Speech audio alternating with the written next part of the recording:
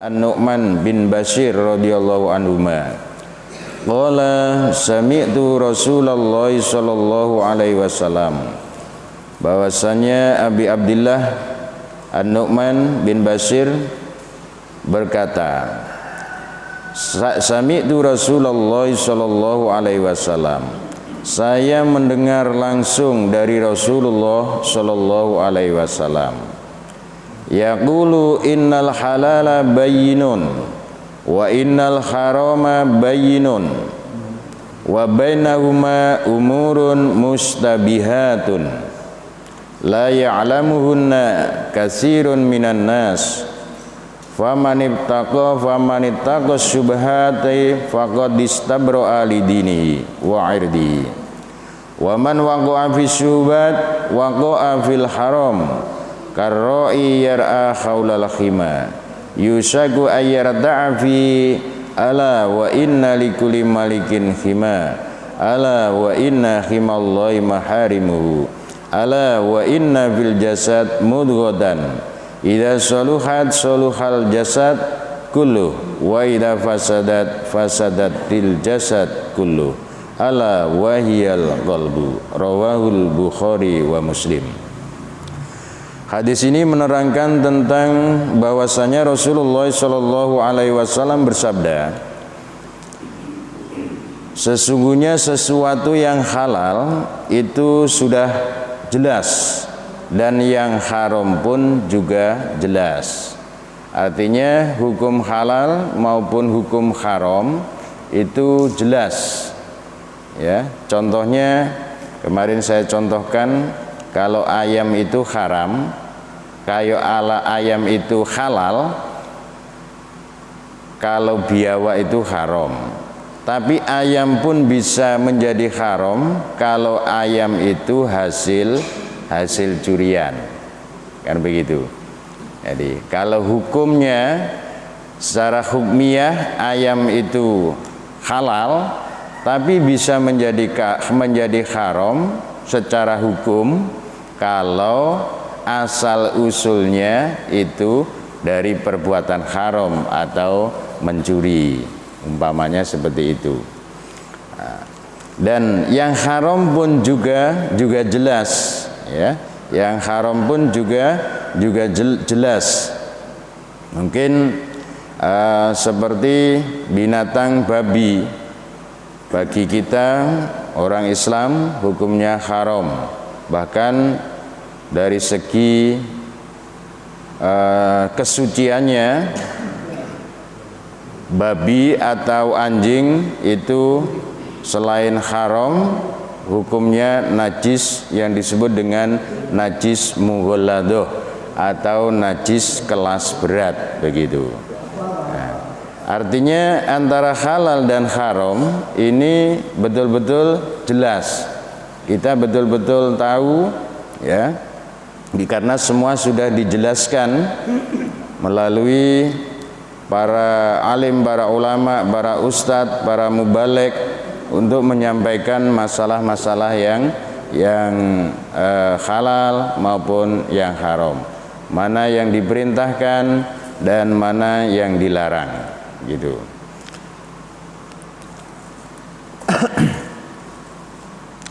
Kemudian di antara halal dan haram itu ada perkara yang mutasyabihat, artinya tidak jelas halalnya dan tidak jelas haramnya. Apakah ini halal, apakah ini haram, begitu. Ini namanya perkara yang syubhat atau mutasyabihat. Seperti kita menemukan uang misalnya di tengah jalan. Di tengah jalan kita menemukan uang.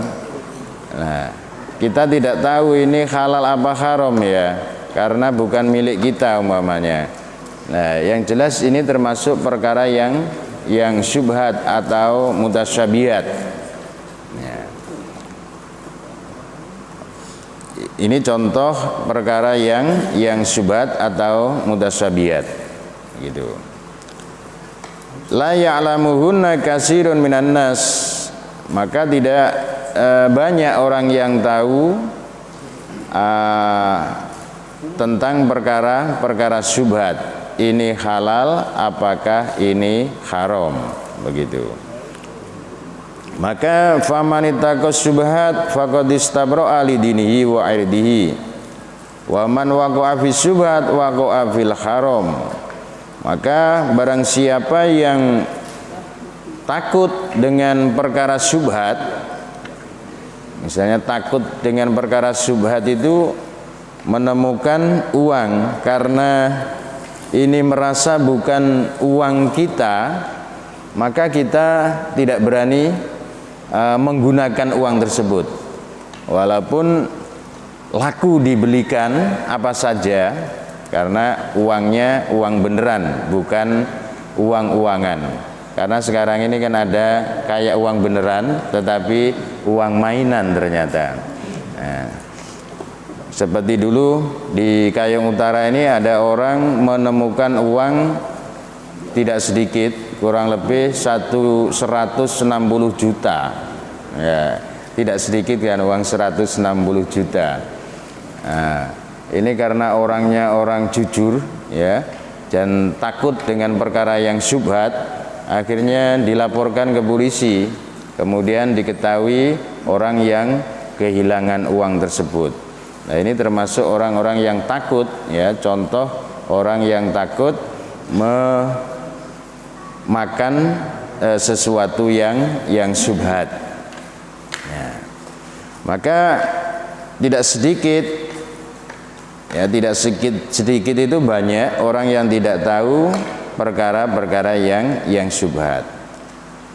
Maka barang siapa yang takut dengan perkara syubhat, maka dia membebaskan agamanya dan harga dirinya ya, termasuk orang yang menjaga agamanya, menjaga harga dirinya.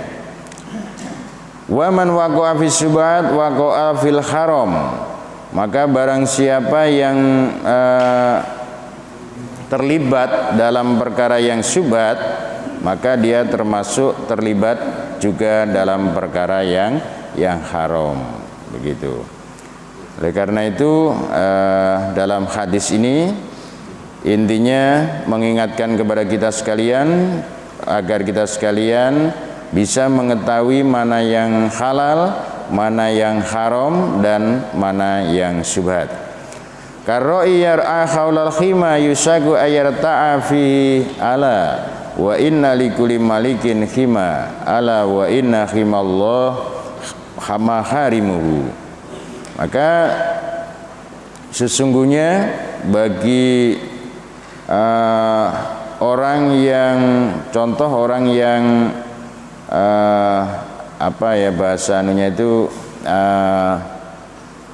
mengembala kambing, misalnya mengembala kambing di bumi larangan, maka ada bumi larangan yang tidak boleh, misalnya mengembala kambing di tempat tersebut, contohnya seperti itu.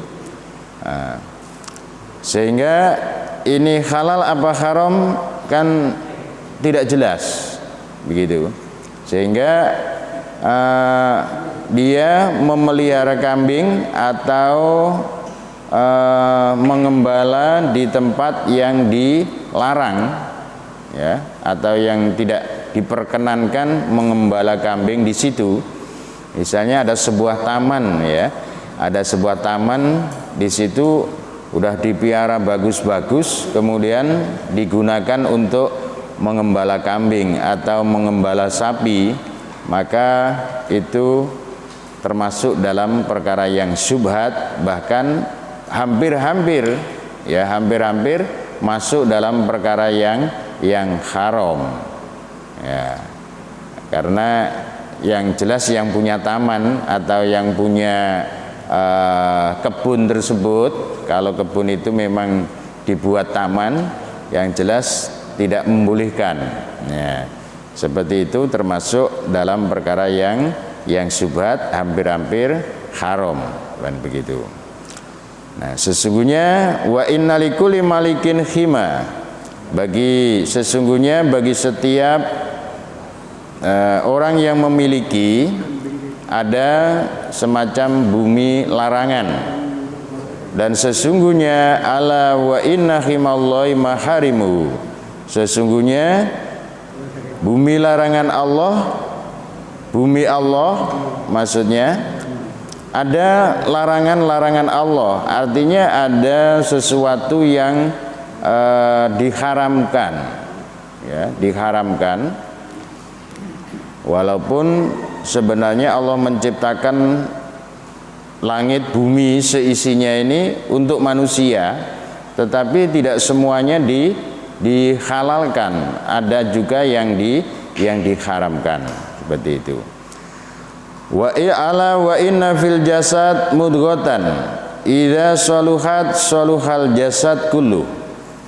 Ketahuilah bahwa di dalam tubuh manusia ini, dalam jasad manusia ini ada segumpal daging kempal yang disebut segumpal daging kempal tersebut idza saluhat saluhal jasad kullu.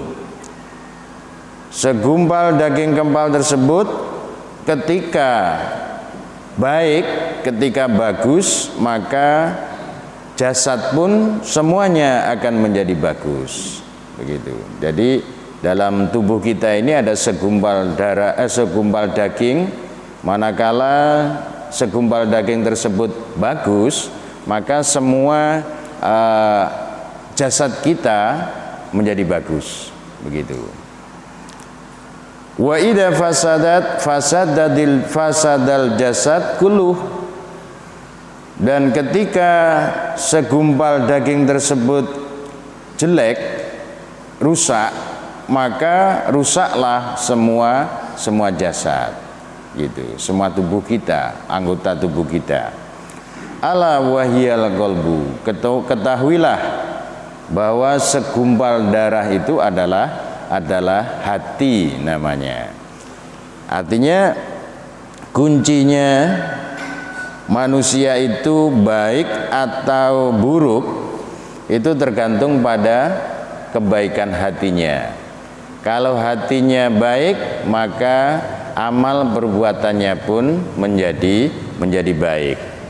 Dan apabila hatinya itu tidak baik, maka anggota badan kita juga tidak baik. Hadis ini diriwayatkan oleh Imam Bukhari dan Imam Muslim yang disebut dengan hadis sahih gitu. Mungkin untuk pengantar sementara sebelum kita lanjutkan ke materi yang lain, kita bahas dulu yang belum jelas, apa yang satu hadis yang kami sampaikan tadi untuk diskusikan, dipertanyakan dan diperjelas. Kami persilakan dulu sambil menunggu teman-teman yang lain. Ini juga mungkin ada yang belum hadir dari jamaah Masjid Sungai Gali. Sambil tak minum dulu saya. Sebenarnya minumnya agak terlambat. Kalau sudah ngomong nih susah minum. Jadi tak berhenti dulu untuk minum sambil silakan berpikir mana yang mau dipertanyakan. Kami persilahkan dulu yang perlu didiskusikan untuk menyambung materi yang kemarin. Nanti kita akan menyampaikan materi tauhid.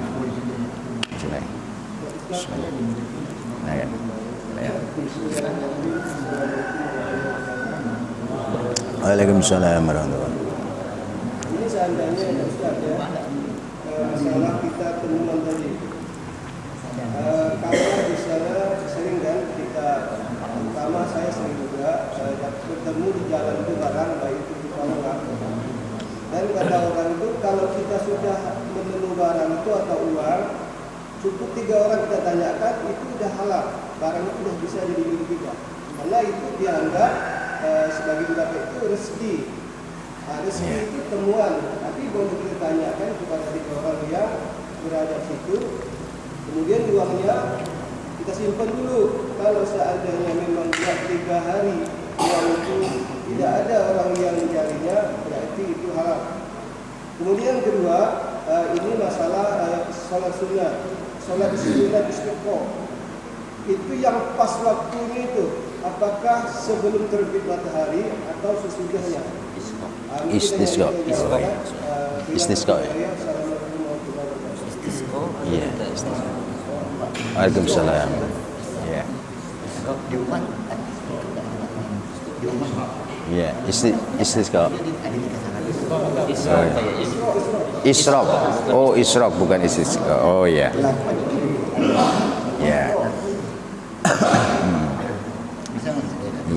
Ya.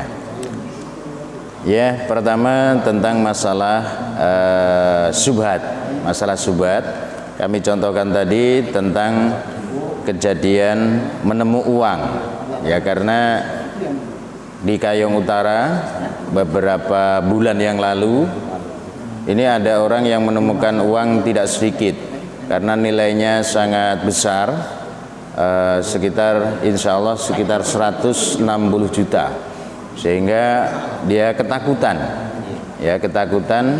dan melaporkan kepada polisi, sehingga mendapat penghargaan juga dari Bapak Bupati karena uang itu ternyata ada yang punya gitu. Nah, ini salah satu bentuk mengantisipasi dari sesuatu yang syubhat atau yang haram begitu, karena sesuatu itu nemu, nah, gitu. Maka di dalam seandainya menemukan uang tidak sebanyak itu, ini permasalahannya. Tidak sebanyak itu, mungkin 10.000 atau 20.000, masa mau lapor polisi ya? Kayak merepotkan polisi saja. Pak, lapor, ada apa? Menemukan uang berapa? 10 apa? 10.000. Oh, saya kira 10 juta. Oh, ngerepotkan saja ini.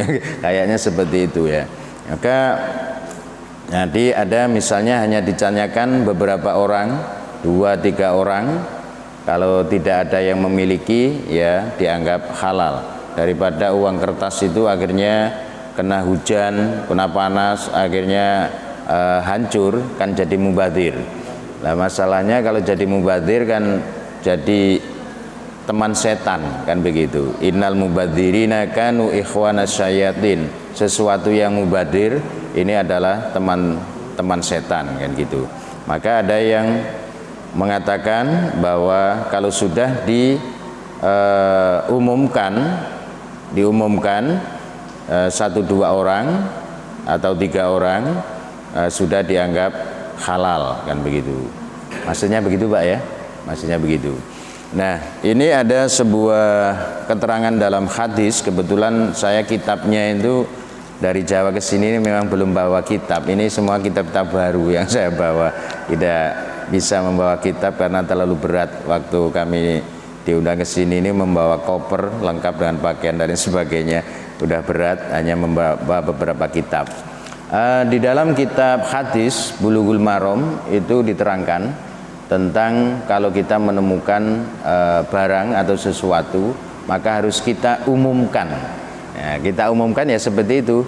Diberitahukan bahwa ini uang siapa, misalnya ditanyakan ini uang siapa, misalnya seperti itu. Kalau tidak salah ingat ini sekitar 1 tahun mengumumkannya itu, masih baru boleh dipakai uang itu, baru boleh dipakai atau dinyatakan halal.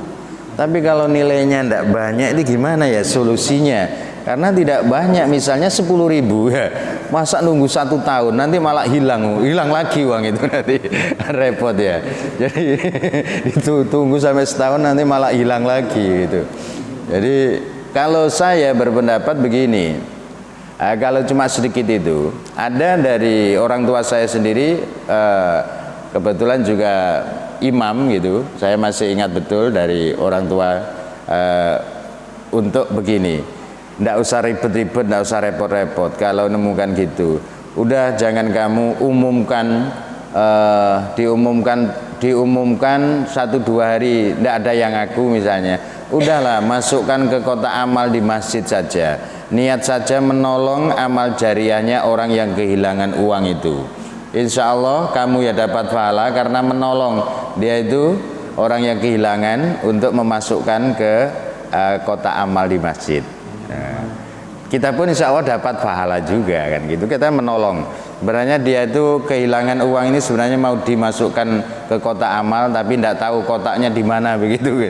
Mungkin seperti itulah kalau bahasa guyonannya. Jadi kita tolong, kita masukkan ke kotak amal seperti itu.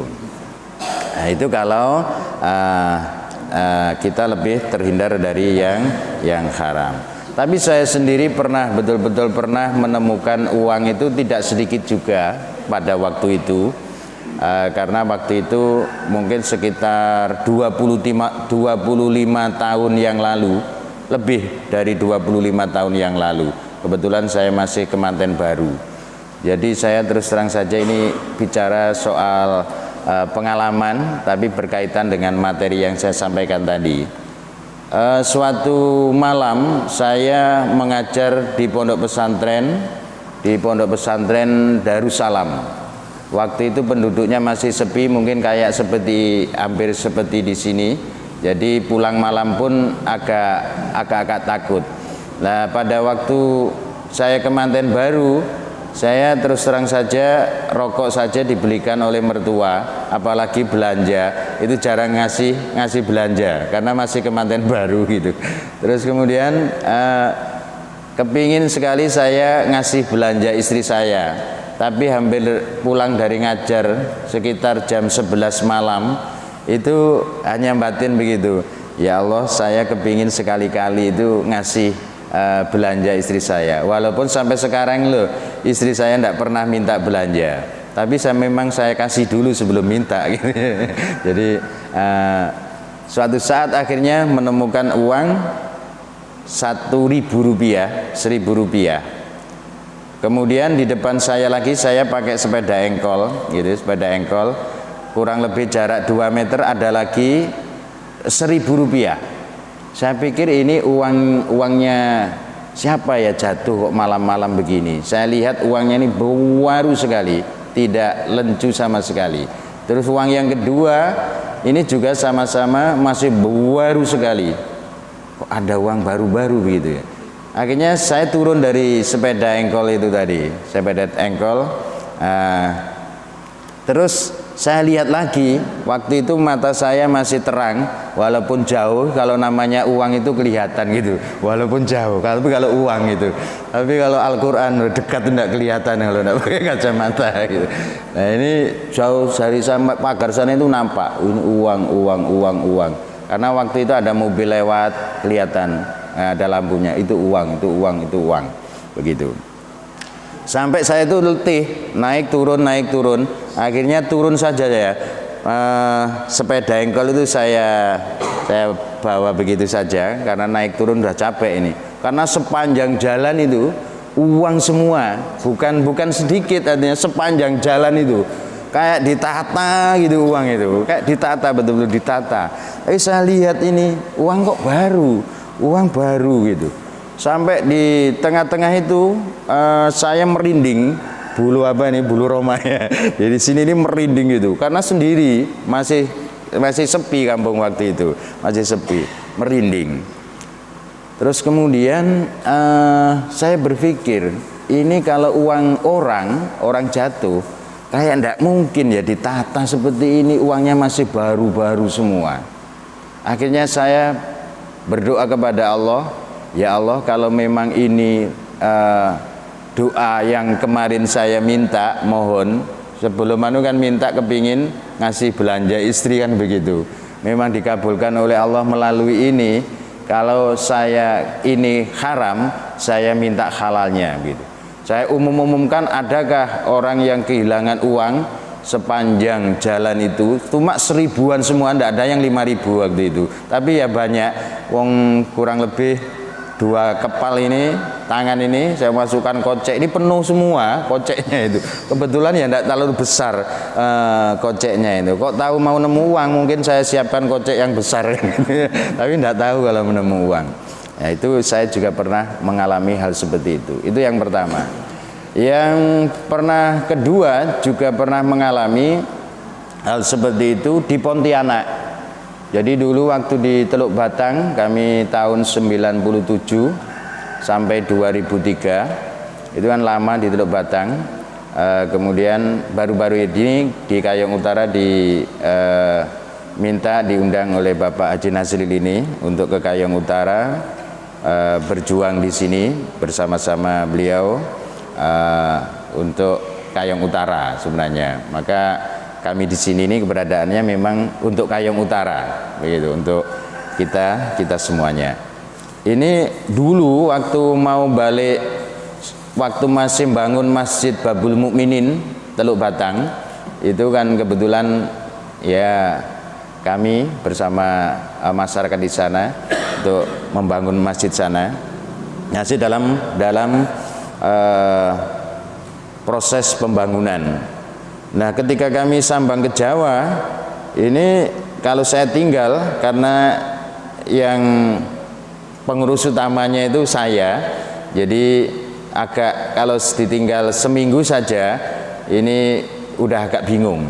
Kebetulan saya sambang ke Jawa, ninggalnya agak lama, kurang lebih hampir 1 bulan. Karena apa? Mau balik ke sini tidak punya duit gitu, susah. Jadi mau transportasinya mau balik ke sini tidak ada waktu itu. Adapun saya hitung-hitung kok terlalu ngepres gitu. Nyampailah Pontianak. Udah nyampe Pontianak ini tidak ada uang sama sekali, tinggal 20.000 saja. Loh, kemudian untuk ke Teluk Batang tidak nyampe. Untuk makan tidak berani juga waktu itu. Akhirnya sholat asar di masjid Jalan Ahmad Yani. Kami berdoa kepada Allah, ya Allah, berikanlah kami rizki untuk nyampe ke Teluk Batang, begitu. Kemudian saya jalan-jalan itu ingat saya punya murid, punya santri dulu katanya jadi guru agama di Pontianak, tapi tidak tahu alamatnya Pontianak mana itu. Akhirnya setelah berdoa habis sholat asar jalan saja, coba-coba sih tak jalan-jalan, nanti kalau siapa tahu ketemu dengan murid saya yang jadi guru, saya tak pinjam uang untuk balik ke Teluk Batang gitu. Ternyata tidak ketemu, hampir beberapa sekolahan saya kunjungi tidak ketemu. Ada seorang guru yang menyarankan besok saja Pak sampean ke dinas pendidikan. Jadi tanya data-data guru itu di sana pasti ada, pasti ketemu nanti di mana alamatnya. Oh besok ya. Nah, saya butuhnya batin saya itu sekarang. Udah lapar nih perut nih, udah lapar, udah enggak makan seharian itu. Nah, terus akhirnya ya udahlah kita tawakal pada Allah, jalan saja. Akhirnya jalan di sebuah jalan Ahmad Yani atau Imam Bonjol itu. Di Pontianak ada ya jalan Ahmad Yani atau Imam Bonjol itu. Sepanjang jalan itu saya nemukan uang. Jadi uang bukan 1.000 lagi. Pertama itu insya Allah 10.000. Jalan, uang itu tidak saya masukkan kocek karena di kanan kiri saya banyak anak sekolah. Anak sekolah lagi pulang jalan kaki. Saya pikir kalau saya kasih tahu ini uang siapa, anak-anak banyak yang ngaku gitu, mungkin begitu. Tapi tidak saya umumkan, juga tidak saya masukkan kocek, biar tahu kalau saya yang ngambil. Karena di belakang juga ada, di depan juga ada, di samping juga ada, banyak yang tahu uang itu. Tapi kok kayaknya tidak ada yang tahu, saya ambil gini, selembar saja, tidak ada yang ngaku. Kemudian karena itu uang, jarak 1 meter, 2 meter itu udah kelihatan. Loh, itu juga uang loh. Tapi anak-anak ini kok tidak ada yang tahu. Saya ambil lagi 10.000, kemudian 20.000. Pokoknya waktu itu uang 50.000 itu belum ada kayaknya, atau tidak ada gitu, belum ada, langka gitu. Jadi semuanya sepanjang jalan itu tidak ada yang tahu. Padahal banyak anak-anak yang jalan, dan di sekelilingnya ini banyak orang yang jualan. sampai yang terakhir ini karena tangan saya ini sudah penuh karena memang tidak saya masukkan kocek gitu, saya masukkan kocek sudah penuh semua begini, jadi bawa uang semua. Ya saya pikir kalau ada yang ngaku saya kasihkan, ternyata tidak ada yang ngaku juga, tidak saya umumkan waktu itu karena semuanya anak-anak, karena uangnya ini saya merasa ini bukan uang biasa, ini uang luar biasa karena masih baru-baru semua gitu loh, uangnya masih baru-baru semua. Akhirnya tidak saya umumkan. Kemudian saya ketemu dengan orang yang sangat bersedih. Saya lihat orang ini kok bersedih sekali, mungkin belum makan orang ini. Saya tanya, betul, Assalamualaikum Bang. Ya Waalaikumsalam. Dari mana Pak? Saya dari jalan-jalan. Abang kok di sini gimana, kelihatannya kok bersedih, susah, kayaknya belum ngopi ya?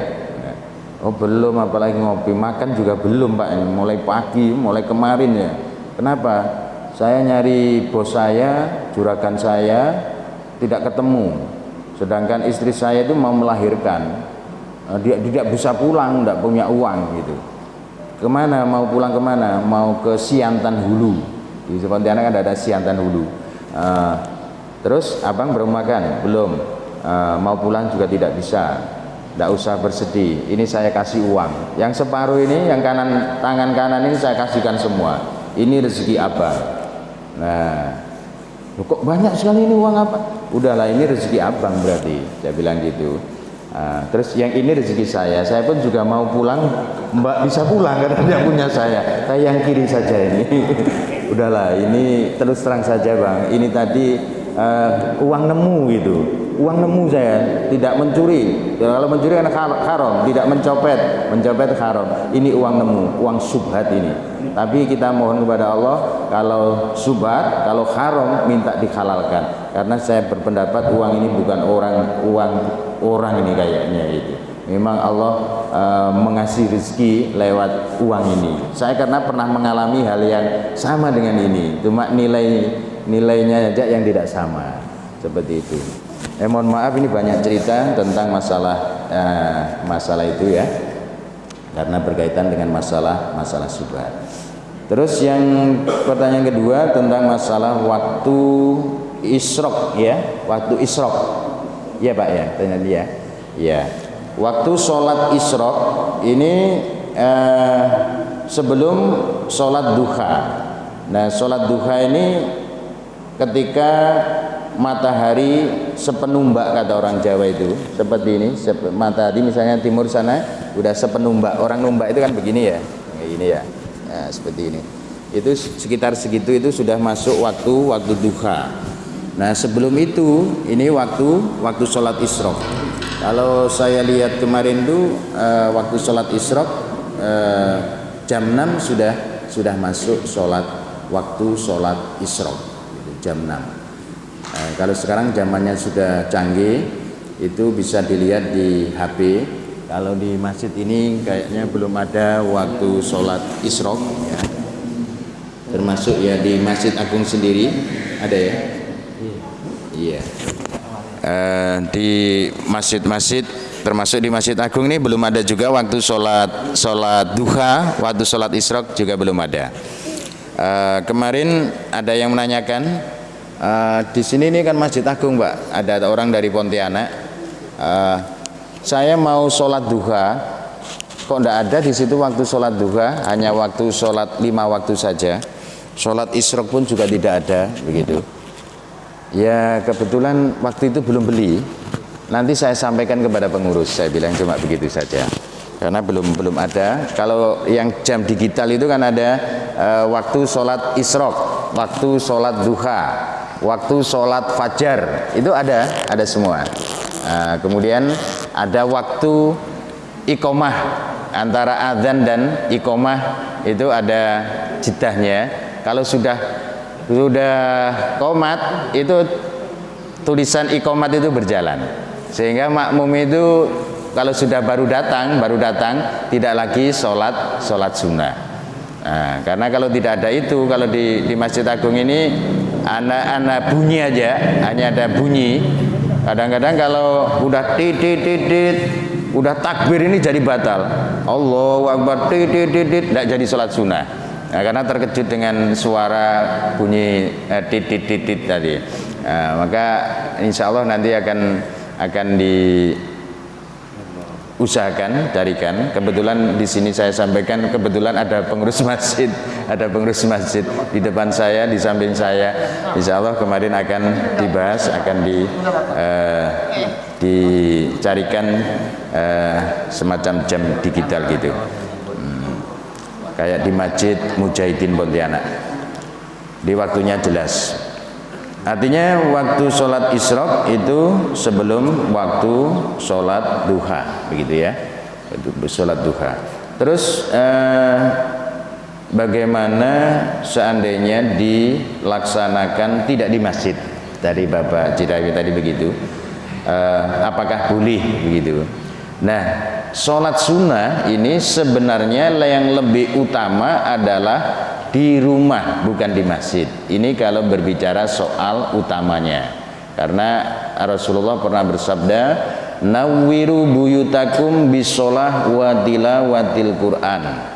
Terangilah rumah-rumah kalian dengan sholat. Yang dimaksud di sini adalah sholat sunnah, bukan sholat wajib. Itu akan mempengaruhi cahaya rumah kita. Jadi termasuk kalau kita sholat sunnah, misalnya sholat isyraq, sholat duha itu di rumah, atau sholat-sholat yang lain, bahkan tahajud, sholat hajat, sholat tasbih, karena banyak sekali macam sholat sunnah, itu sama dengan menerangi rumah kita dengan sholat sunnah dan membaca Al-Quran. Manakala rumah kita buat membaca Al-Quran, maka bersinar, dilihat dari langit sana oleh makhluk-makhluk langit, yaitu para malaikat, itu bagaikan bintang-bintang di langit ketika dilihat oleh penduduk bumi. Maka yang lebih utama sholat sunnah itu di rumah. Kalau sholat wajib fardu ini, baik laki-laki maupun perempuan, yang lebih utama adalah di masjid atau di suro yang dekat suro. Karena ada sebuah hadis, la sholata li jaril masjid illa fil masjid. Artinya tidak sempurna sholat orang yang menjadi tetangga masjid, menjadi orang yang dekat dengan masjid, kecuali di dalam masjid. Itu berarti yang menunjukkan yang lebih utama sholat wajib itu di masjid, sedangkan sholat sunnah itu di rumah. Tapi kalau kita misalnya nanti mau pulang ini sholat isyraq di rumah, takut waktunya ndak ngejar, ya sholat di masjid saja ndak apa-apa. Seperti sholat ba'diyah misalnya, ba'diyah isya misalnya, nanti kita sholat ba'diyah di rumah saja. Nah, tetapi kalau di rumah tidak memungkinkan, kalian sudah nyampe rumah ini kadang-kadang ada misalnya ada tamu sehingga tidak sholat, karena ada sesuatu sehingga tidak sholat, maka ya sholat di masjid saja tidak apa-apa, walaupun sholat sunnah begitu. Mungkin bisa dipahami, mudah-mudahan bisa kita pahami bersama.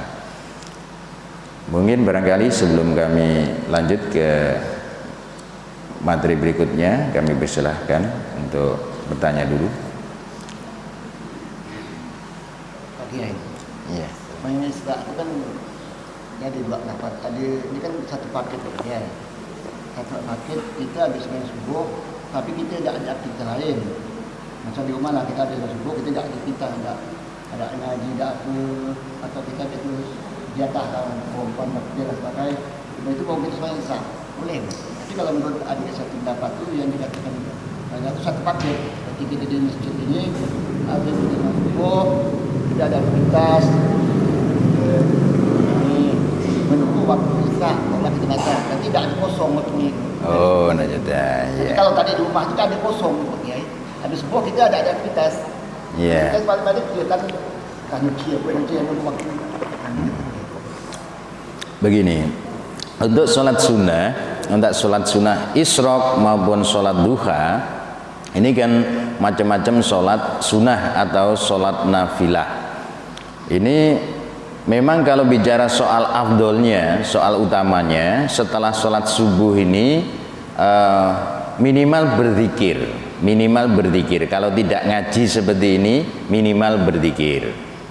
Ya, ini kalau sampai waktu isyraq atau waktu duha nanti habis sholat subuh berzikir atau ngaji seperti ini sampai waktu isyraq nanti kurang lebih jam 6, ini kan mendapat pahala seperti pahalanya orang umroh gratis loh, umroh gratis ini. Nah, dapat pahala orang umroh. Tapi bagaimana dengan orang yang habis sholat subuh karena sudah selesai berzikirnya pun hanya zikir yang muqayyad saja. Misalnya zikir muqayyad itu zikir subhanallah 33 kali, alhamdulillah 33 kali, Allahu akbar 33 kali. Ini namanya zikir muqayyad, zikir yang telah ditentukan hitungannya. Kan ada zikir yang ditentukan hitungannya seperti itu.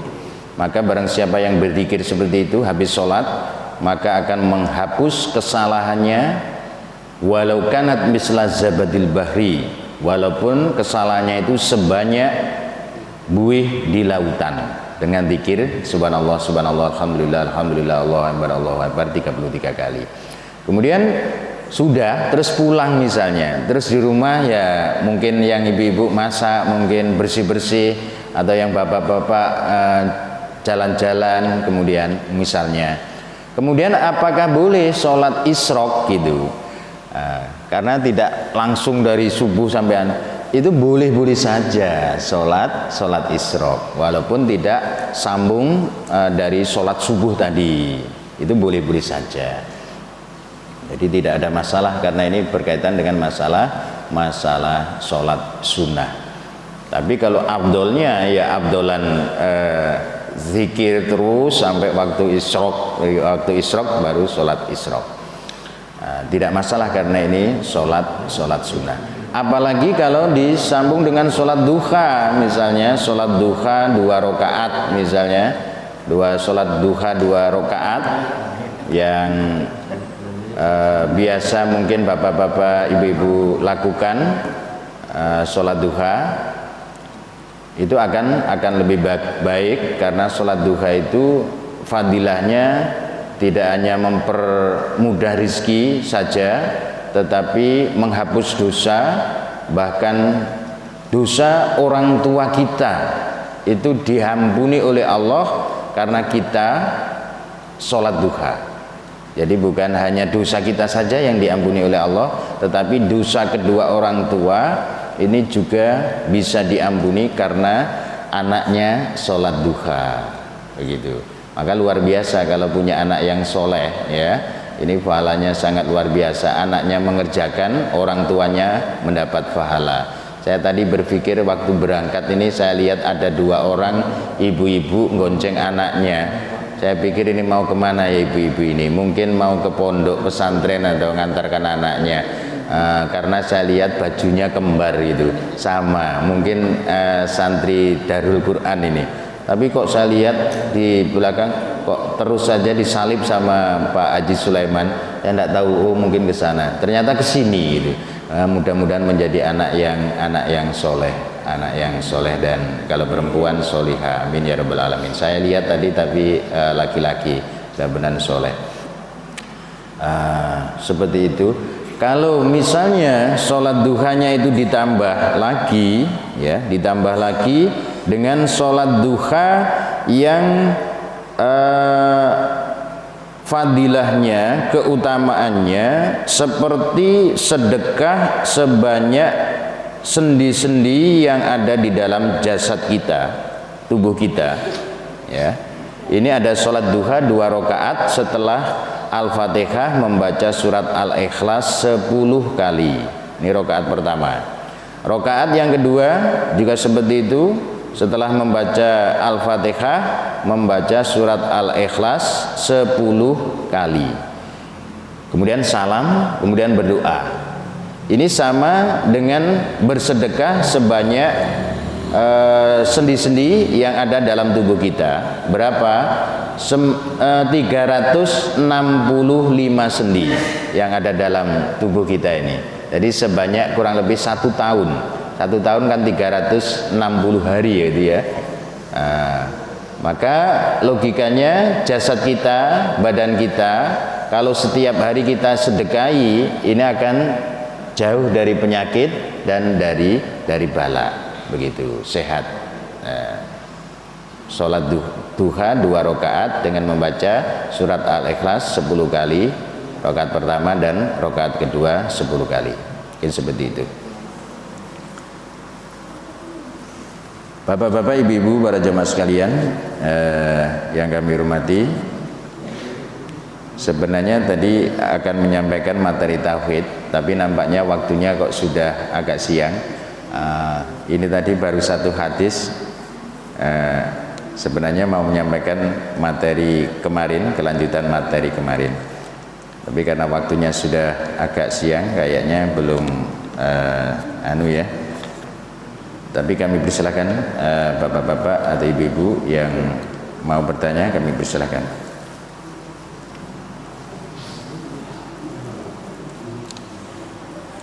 Jam berapa? Jam 6:10. Oh iya, jam. Iya. Oh iya, jam sudah. Iya. Jam 6 ya. Iya. Mungkin masih ada bapak-bapak, silakan. Waktu yang efektif dalam melaksanakan sholat fajar. Salat hajat. Sholat fajar. Oh ya. Ya. Sholat fajar.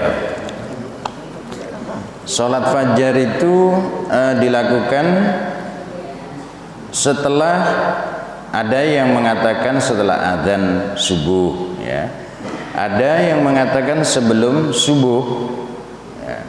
Kalau sebelum adzan subuh itu fajar, karena fajar itu ada 2 yang disebut dengan fajar kadzib dengan fajar sodik, begitu. Kalau dilakukan sebelum subuh, sebelum adzan subuh, itu sholat fajar. Usolli sunnatal fajri rakaataini lillahi ta'ala. Saya niat sholat fajar 2 rakaat karena Allah Ta'ala. Kemudian sampai waktu adzan sambil berzikir, zikirnya ada zikir khusus lijalbir rizq, untuk menarik rezeki. Itu zikirnya subhanallah wa bihamdihi subhanallahil azim astaghfirullah. Subhanallah wa bihamdihi subhanallahil azim astaghfirullah. Berapa kali? 100 kali sampai azan subuh kira-kira selesai. Tidak lama kok itu, tidak lama. Ini dunia akan datang atau rezeki akan datang kepada orang yang mengamalkan itu seperti seorang hamba yang datang kepada rajanya, gitu. Ini amalan supaya rezekinya yang seret-seret itu supaya lancar, begitu. Ini diterangkan di dalam kitab Khazinatul Asror setelah sholat fajar yang sebelum adzan subuh. Jadi amalannya subhanallah wa bihamdihi subhanallahil azim astaghfirullah 100 kali. Mungkin yang dagangannya supaya laris, ya, yang pedagang, yang petani ya supaya hasil taninya itu melimpah, seperti itu. Ya, seperti itulah. Pokoknya rezeki lancar itu kan macam-macam ya, kayak gitu. Amalannya subhanallah bihamdi subhanallahil azim astagfirullah. Tapi sebelum adzan subuh kira-kira selesai. Nah, kalau setelah adzan subuh kemudian sholat itu sholat qobliyah subhi, qobliyah subuh, ya, qobliyah subuh itu namanya sholat rawatib, ya, sholat rawatib yang mengiring-iringi sholat wajib, begitu. Tapi tidak ada ba'diyah subuh kecuali sholat isyraq ini nanti. Mungkin bisa dipahami ya. Yang penting ngaji itu paham, bukan apa-apanya. Karena kita ngaji di majelis taklim, jadi tidak di pengajian umum ini. Majelis taklim yang penting bisa dipahami dan diamalkan, itu yang paling utama. Yang paling utama itu. Jadi pertama, sholat duha 2 rakaat supaya sehat, jauh dari bala, menyedekahi tubuh kita, yaitu sholat 2 rakaat membaca surat Al-Ikhlas 10 kali. Rakaat kedua 10 kali. Ini yang pertama. Terus untuk sholat sunnahnya, sholat fajar, setelah sholat fajar membaca subhanallah bihamdihi subhanallahil azim astagfirullah. Lebih-lebih di bulan ini, saat ini kita masuk di bulan Rajab, memperbanyak membaca istighfar, begitu. Mungkin demikian, karena waktunya sudah masuk sholat isyraq, kita akhiri dan insya Allah kita lanjutkan di lain kesempatan di masjid mana? Di Masjid Agung Usman Al Khair. Insya Allah di Masjid Agung Usman Al Khair minggu depan. Nah, kita akhiri dengan istighfar. Pada bulan Rajab ini, ya bagi yang hari ini tidak puasa, saya sendiri hari ini tidak puasa. Mudah-mudahan di lain kesempatan bisa puasa, karena sebulan ini ada puasa sunnahnya. Walaupun ada yang mengatakan, oh puasa sunnah di bulan Rajab itu doif umpamanya. Itu ada yang mengatakan begitu. Bahkan hadisnya palsu umpamanya. Itu saya pernah dimarahi oleh guru saya di Kudus, namanya Gus Soleh. Kalau ada hadis doif, ya hadis doif tentang menerangkan tentang amal, ini bagaimana? Sebaiknya kita lakukan saja, walaupun hadisnya itu doif. Kalau masalah amalan, gitu. Bukan masalah akidah, gitu. Karena hadis doif itu boleh diamalkan litarghibil a'mal, untuk supaya senang beramal, itu boleh gitu. Maka mudah-mudahan kita berpuasa. Bahkan yang berpuasa di bulan Rajab nanti akan diberi minuman dari telaga Rajab begitu. Tidak apa-apa walaupun hadisnya itu doif gitu. Mari kita bersama-sama membaca istighfar. Astaghfirullah